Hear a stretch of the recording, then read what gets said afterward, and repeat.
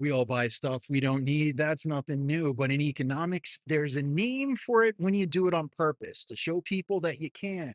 And we call it conspicuous consumption. Now, the idea came from an economist named Thorsten Veblen back in 1899. This dude noticed people buying expensive stuff, not for comfort, not for function, but to just prove that they could afford it. It's like when somebody buys a $1,200 jacket and says, it's just good quality. No, it's not. It's polyester. It's just really expensive. Veblen said this behavior is how people show their social status. You don't just have money, you perform having money.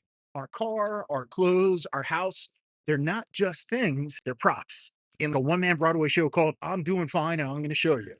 Now, there's a version called invidious consumption. That's where people buy stuff specifically to make others jealous. That's your yacht. You're not just enjoying your boat or your plane, you're enjoying that somebody else can't. It's envy as a lifestyle. Then there's conspicuous compassion. And that's kind of cool. It's when people donate publicly to look generous. When somebody gives a big check to a charity to make sure there's a camera crew there. They're not just saving the world, they're also, well, saving their reputation.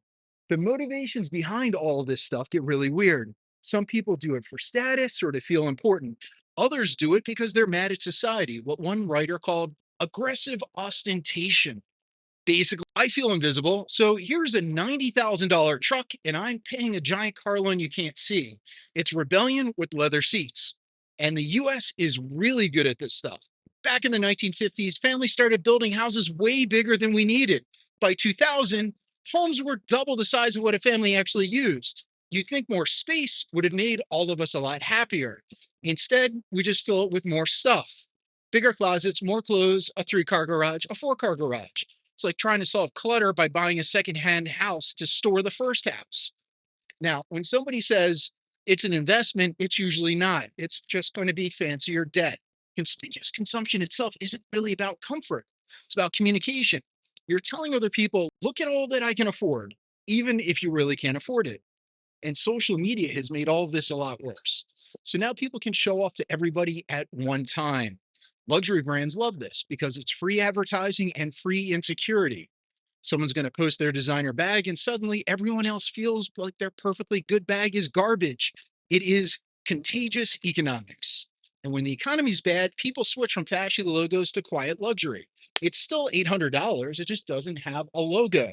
You're not paying for a label anymore. You're paying for the idea that you're too classy to even need one. Veblen saw this stuff coming 100 years ago.